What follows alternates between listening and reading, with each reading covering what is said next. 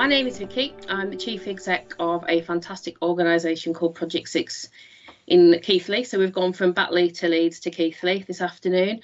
We're going to talk to you a bit about our experience of supplementing community resilience in Keithley. And I've blatantly stolen that from Cormac because I think that's an absolutely brilliant phrase to use, actually. We're a medium-sized charity. We work across Yorkshire. We used to say we worked with people with multiple complex needs. Now we say we work with people living with multiple complex disadvantage as well. So we're locally rooted in communities. We've been delivering in 30 years for Keithley, 35 in Sheffield, 40 years in Doncaster, and we try and help people help themselves. So a bit about Keithley and us pre-COVID. So when John Cooper Clarke starts dissing your town, that you know you're a bit in trouble. So to give you a bit of an overview of what life was like in Keithley before COVID, in March, we had a journalist from the Financial Times come and spend a few days with us. She described us as being down on our luck, falling squarely in the category of being left behind by, and that's true. Keithley is it's a small northern town. It's like many other small northern towns. It had industry, it lost its industry, gained a heroin problem.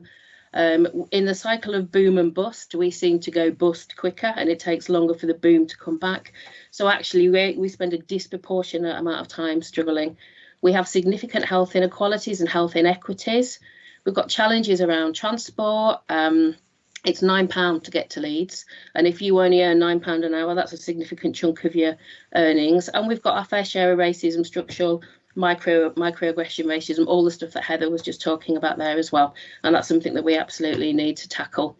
The health inequalities, if you're born over the hill in Ilkley, you'll live 8 years longer and you'll have 21 healthy life years longer as well. So they're significant, like a lot of areas across our patch as well.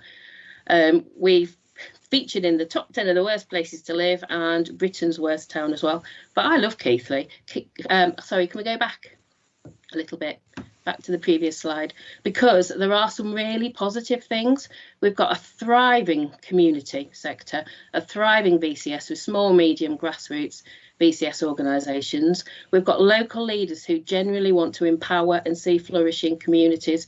We don't have too much of the big organisations coming and settling on top of us. We've got some beautiful buildings, parks and assets. We've got the Worth Valley Railway. We've had an arts festival last year, and we've got some amazing people. The only positive thing that came out of that article was said by Kelly, a woman who uses our services. And she said that Keithley was a hard town, but it has an uncommon amount of kindness. And that was absolutely evident when it came to COVID coming to Keithley. So next slide, please. Our existing community and social response was absolutely immediate. We have really well-functioning local and hyper-local systems at neighbourhood level, at street level almost as well. And we worked really quickly to kind of mobilise the response, because looking back, everything happened so quickly. I just wrote Project 6's kind of 100-day story. And from 10 days, we've gone to being worried about what was happening in Italy to being in total lockdown. And it seemed to take a decade at the time, but it only took 10 days.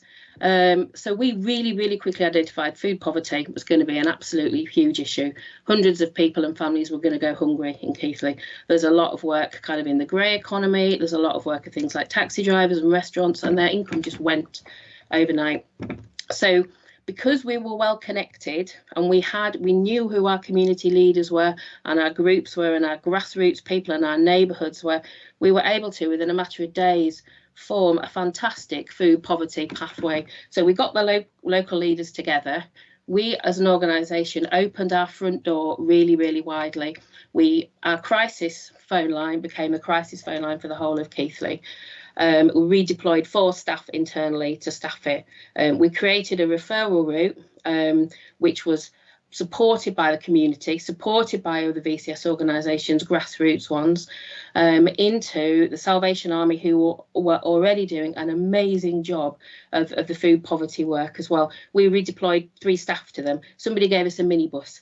to help sort the food out. We created all sorts of systems and procedures, and the rest of the community came and talked to us, and we had a halal food pathway, a culturally sensitive food pathway for refugees, a vegetarian food pathway. People turned up to help us translate information. People turned up to help us answer the phone in different community languages. We worked with the army.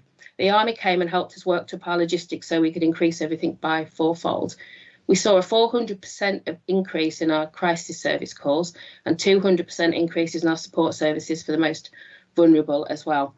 We did it at pace. We did this absolutely at pace, and we did it really, really well. And then the statutory services turned up about a week later. What do we need to do about food? We've done it. It's there. It's all singing, all dancing, all across the community. So the community response to this was absolutely fantastic. And it wasn't just fantastic in Keithley, it was fantastic everywhere. We're just one organisation, one small part of the patch, and this was happening across the whole of the area as well. So next slide, please. So, but this crisis is not over. We've known that these issues were around for a decade. In fact, it's barely starting. The social impact on our communities may well be felt for more decades as well. The poorest people will be hurt the most. We're looking at potentially significant unemployment and in-work poverty. We know within our crisis service that it's increased by 400%. It's levelled off now, but we know that food poverty is going to be less of an issue. But in the coming weeks, universal credit sanctions will start happening again. People have had support around and protection around their rent, around their utility bills. People have taken out loans. People have paid for things on credit cards. People have adapted in a whole different way. And actually that there will be consequences to some of that. So we're expecting our crisis services to need to function at that level to support people with these coming needs as well. The other issue is that we know there is going to be a significant mental health crisis in this country. We know our well-being is being affected as citizens, within our communities, within our organisations. We're recognising it now, but we know from the evidence that this will hit us 3 to 6 months' time. And my question for health leaders is, are we prepared to throw the same amount of resource at the NHS for this spike as we were for the spike for the physical need as well? Because we're going to need to. We need to be prepared because this could be absolutely significant. But we've got a once in a generation opportunity. And that is to put the power back into the hands of the communities and the citizens. The spirit and the resilience and the compassion that they've shown has been absolutely extraordinary. We did a piece on Look North straight after lockdown. It featured us talking through what we were doing, and it spoke to some of the people that use our services. And they were talking about how they'd experienced lockdown in a house without windows or with mould on the walls, without any friends, without any electricity, without any ability to cook any food. And from the next few days onwards, we had people sending cards, we had people sending money. The next day, a woman turned up from Morrison's, 2 shopping bags with her, full of bread rolls, bacon, sausages, eggs, because she wanted to do something for the people. And people were coming out and saying, this isn't right, we need to do something.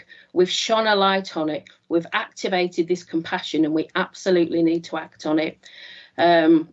At a local level, we really need to honestly listen to and understand the structural causes of poverty, which are what underpins health inequities, and also structural racism, and we need to act on them because we've already got the evidence. Michael Marmot's written about this for the last 10 years. David Lammy's written a report. We don't need any more reports. We need to act, and our communities are ready to do that because they're resilient, they're organised, they're compassionate, they know what they need to do. And we need to, in order to do this, we need a really strong, thriving VCS organisation, from the larger organisations to the grassroots ones, so we can work alongside our communities to increase that resilience and sustainability. And we need to make the left shift happen. And we've got some ideas in Airnell, Wharfdale and Craven how we can make that happen, but it's absolutely imperative that we take this opportunity to do it, because if we're not going to do it now, then when will we do it? Thanks.